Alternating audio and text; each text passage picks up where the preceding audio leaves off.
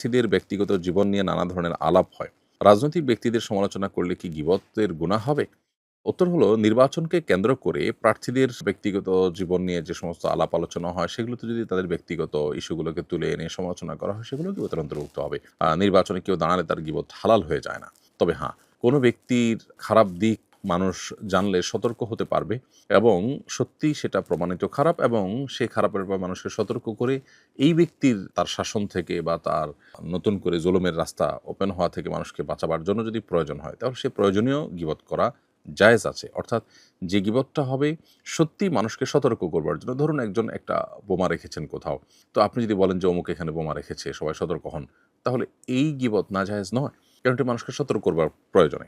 এখন এটা একজন মানুষ যখন করবেন তখন তার আল্লাহর ভয় থাকতে হবে। তিনি আসলে হারামকে হালাল করবার জন্য জাস্ট একটা ফাঁদ তৈরি করলেন, একটা নিজে থেকে একটা ফতোয়া বের করে নিলেন। এটা যেন না হয়। বরং সত্যিই তিনি যার সমালোচনা করছেন তার দ্বারা মানুষ ক্ষতিগ্রস্ত হতে পারে, সেজন্য মানুষকে ক্ষতির হাত থেকে রক্ষা করার জন্য করছেন। এটি হলে সেটি জায়েজ হতে পারে। অন্যথায় সেটা কিন্তু জায়েজ হবে না। অনেক সময় একান্ত ব্যক্তিগত ভুল ত্রুটি সেগুলোকেও বড় করে বা বিভিন্নভাবে তুলে ধরে প্রচার করা হয়। উদ্দেশ্য থাকে তাকে হেয় করা এবং প্রতিপক্ষ হিসেবে তাকে ঘায়েল করা। এগুলো সম্পূর্ণ নাজায়েজ। রাতে কি কবর জিয়ারত করা যাবে? উত্তর হলো হ্যাঁ, রাতে কবর জিয়ারত করা যাবে। কবর জিয়ারত আসলে দিন এবং রাত যেকোনো সময় করা যায়। বিশেষ করে সূরা নাসাইতে একটি হাদিস বর্ণিত আছে আম্মা জান আয়েশা রাদিয়াল্লাহু আনহা থেকে, যে নবী করিম সাল্লাল্লাহু আলাইহি ওয়াসাল্লাম তাঁর বাসায় যদি থাকতেন, ভোর রাতে উঠে তিনি বাকি কবরস্থান, যেটি মসজিদে নববীর পাশে অবস্থান করছে, যেটাকে আমরা জান্নাতুল বাকি বলি, সেই কবরস্থানে তিনি যেতেন এবং যেয়ে সালাম পেশ করতেন, মুর্দাদের জন্য দোয়া নিবেদন করতেন। তাহলে কবর জিয়ারত করার এই আমলটি নবী সাল্লাল্লাহু আলাইহি ওয়াসাল্লাম রাতের বেলায় করতেন। এটি প্রমাণিত। অতএব রাতে দিনে যেকোনো সময় কবর জিয়ারত করা যেতে পারে। নির্বাচনী প্রচারণার কাজ করে টাকা গ্রহণ করার বিধান জানতে চাই। নির্বাচনী প্রচার করার কাজে আপনি অংশগ্রহণ করে যদি টাকা গ্রহণ করেন, পারিশ্রমিক নেন, সেটা জায়েজ। সৎ যোগ্য ব্যক্তির পক্ষে যদি বিদ্যমান যে আপনার কাঠামোগত পরিবর্তন, বিশেষ করে শরিয়া বিরোধী কাঠামো, সেটা পরিবর্তন করবার নিয়তে যদি আপনি নির্বাচনে কেউ কাজ করছেন, তাকে আপনি হেল্প করেন বা তাকে আপনি সময় দেন, যেহেতু আপনি সময় দিচ্ছেন, শ্রম দিচ্ছেন, অতএব এটার বিনিময় গ্রহণ করা আপনার জন্য জায়েজ। আর যদি এমন কোনো প্রার্থী এর সপক্ষে আপনি কাজ করেন যে প্রার্থী নিজে ভালো মানুষ নন, মুত্তাকি পরহেজগার নন, এবং তিনি বিজয়ী হলে দিন, ইসলাম, মুসলিম উম্মার স্বার্থ তার দ্বারা সংরক্ষিত হবে না, দেশের স্বার্থ তার দ্বারা সংরক্ষিত হবে না, তাহলে তার সপক্ষে প্রচার প্রচারণা চালানো এমনিতেই নাজায়েজ। বিনা পয়সায় করলেও সেটা নাজায়েজ হবে, আর টাকা নিয়ে করা তো আরও বেশি নাজায়েজ হবে। অতএব যদি ভালো প্রার্থী হয় তাহলে তার পক্ষে প্রচারণা করার জন্য সময়, শ্রম, মেধা ব্যয় করতে হলে আপনাকে সেটার জন্য বিনিময় গ্রহণ করতে কোনো অসুবিধা নেই। তো আমি একটি ফলের দোকান দেই, বেচাকেনা বেড়ে যাওয়ায় আরেকটা দোকান আমার প্রয়োজন। পাশের দোকানটা খালি হবে কিন্তু মালিক আরেকজনকে দিতে চাচ্ছে। এখন কি আমি অগ্রাধিকার দাবি করতে পারবো? আপনি যে বিষয়টি জানতে চেয়েছেন এটাকে বলা হয় হক্কে শোফাআহ, অর্থাৎ প্রতিবেশী হিসাবে যে অধিকার সেটি। এটি আসলে কোনো অ্যাসেট কেনাবেচার ক্ষেত্রে প্রযোজ্য। ধরুন আপনি একটি দোকান আপনার আছে, তার পাশের দোকানটা বিক্রি হবে। তাহলে এটার যে বাজার মূল্য বা ন্যায্য মূল্য যেটা অন্য আরেকজন দিতে রাজি আছেন, সে মূল্যে আপনি নেওয়ার অধিকার বেশি থাকবে আপনার। অন্য একজনের কাছে বিক্রি না করে আপনার কাছে তিনি বিক্রি করতে হবে। এটাকে বলা হয় হক্কে শোফাআহ বা প্রতিবেশী হওয়ার, কাছাকাছি থাকার যে হক সেটি। বাট এটি হলো কেনাবেচার ক্ষেত্রে প্রযোজ্য।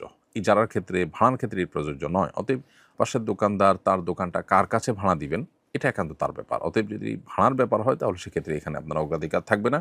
আর যদি ভাড়া না নিয়ে আপনি কিনতে চান তাহলে সেক্ষেত্রে আপনি অগ্রাধিকার পাবেন শরিয়ার দৃষ্টিকোণ থেকে। আমি টেইলার্সের ব্যবসা করি। ব্যবসার শুরুর সময় একজন আমাকে ঋণ দিয়ে সহযোগিতা করেছিলেন। আমি চাচ্ছি তার ঋণ পরিশোধের সময় তাকে ৩ পিস সালোয়ার কামিজ উপহার দিতে। এটা কি সুদের অন্তর্ভুক্ত হবে কিনা? উত্তর হলো না, এটা সুদের অন্তর্ভুক্ত হবে না, বরং এটা ঋণ পরিশোধের ক্ষেত্রে যে আপনার সুযোগটা রয়েছে শরিয়ার দৃষ্টিকোণ থেকে, সেটা হলো যে কেউ যদি ঋণ দেয় এবং তিনি ঋণের বিপরীতে কোনো সুবিধা নেওয়ার কোনো উদ্দেশ্য, ইনটেনশন, চুক্তি কোনো কিছুই তার না থাকে, তো সেক্ষেত্রে আপনি ঋণ গ্রহীতা হিসাবে টাকাটি ফেরত দেওয়ার সময় যদি কিছু বাড়িয়ে দেন তার প্রতি যে কৃতজ্ঞতা বোধ সেই জায়গা থেকে, তাহলে সেটা নাজায়েজ নয়। এটা সুদের অন্তর্ভুক্ত হবে না। সুদের অন্তর্ভুক্ত হবে তখন যখন দেওয়াই হয় অতিরিক্ত লাভের আশায়, এবং সেটা চুক্তি হতে পারে, অতিরিক্ত লাভের ব্যাপারটা আপনার ক্লিয়ার করে হতে পারে। এরকম যদি হয় তাহলে সেটা আপনার সুদের আওতায় পড়বে। অন্যথায় এটি সুদের আওতায় পড়বে না। এটা আপনি তাকে কৃতজ্ঞতার উপহার হিসাবে বা কৃতজ্ঞতার উদাহরণ হিসাবে, নমুনা হিসাবে, নিদর্শন হিসাবে আপনি দিতে পারেন। আমি নৌবাহিনীতে চাকুরি করি। সেখানে একটি নিয়ম হলো কোনো কর্মী বাহিরে কোনো চাকুরি ব্যবসা কিছু করতে পারবে না। কিন্তু আমার আর্থিক সংকটের কারণে আমি ছুটির সময়গুলোতে পাঠাও বাইক চালাই। এখন এ থেকে অর্জিত টাকা আমার জন্য হালাল হচ্ছে কিনা? উত্তর হলো, যদি স্পেসিফিক বলা থাকে যে চাকুরি এবং ব্যবসা করতে পারবেন না, তাহলে সেক্ষেত্রে আসলে এই পাঠাও বাইক চালানোটা চাকুরি কিংবা ব্যবসা কোনোটার মধ্যে পড়ে না। আর যদি আপনি অন্য কোনো কাজ করতে পারবেন না উপার্জনের জন্য, এরকম কোনো শর্ত দেওয়া থাকে, তাহলে সেক্ষেত্রে সেই শর্ত মেনেই যদি আপনি চাকরি নিয়ে থাকেন, তাহলে শর্তটা আপনাকে পূরণ করতে হবে, মেইনটেইন করে চলতে হবে। অতএব ছুটির সময়ও এটি আপনার জন্য খেয়াল করা তখন কর্তব্যের অংশ হবে। স্ত্রীর সাথে ঝগড়া লাগলে মাঝে মধ্যে আমি বিরহের গান গাই। কখনো, কখনো শুনি। এতে কি স্ত্রী তালাক হয়ে যাবে? গান গাওয়া বা শোনা, এটা মৌলিকভাবে স্ত্রী তালাক হওয়ার কোনো কারণ নয়, যদি সেটা বিরহের গানও হয়। তবে গান যখন আপনি খালি গলায় গাইবেন, তখন গানের শব্দের মধ্যে যদি এমন কিছু থাকে, যেখানে আপনি স্ত্রীকে তালাক দেওয়ার কথা বলছেন, তালাক দিয়েছেন, এই টাইপের কথা বলেছেন, তার সাথে আর থাকবেন না, তাকে তালাক দিয়ে দিয়েছেন, এই টাইপের কথা যদি গানের কথার মধ্যে থাকে এবং আপনার নিয়ত থাকে, তাহলে তার উপরে ভিত্তি করে তালাক হতে পারে। তালাকে কেনাই হলে নিয়ত থাকলে তালাক হতে পারে। তালাকে কেনাই যদি না হয়, অর্থাৎ ইঙ্গিত সূচক তালাক না হয়ে যদি স্পষ্ট তালাক দিয়েছি এই টাইপের কথা থাকে গানের কথার মধ্যে, আর সেটা আপনি মানে জ্ঞাতসারে বলেছেন, এরকমটি হয়, তাহলে সেক্ষেত্রে তালাক হতে পারে। তবে গানের কথায় কি ছিল না ছিল, এই জিনিসটা সাধারণত নিজে, নিজে ডিসকাস করার বিষয় না, বরং এটা কোনো মুফতি, বিদগ্ধ কোনো আলেমের সাথে আলোচনা করে তারপর সমাধান নিতে হবে। তবে সাধারণ যে বিরহের গানগুলো থাকে, সেগুলোতে তালাকের কথা থাকে না। অতএব সেগুলো গাওয়ার কারণে তালাক পতিত হওয়ার কোনো কারণ নেই, এবং সেগুলো শোনার কারণেও তালাক পতিত হওয়ার কোনো কারণ নেই।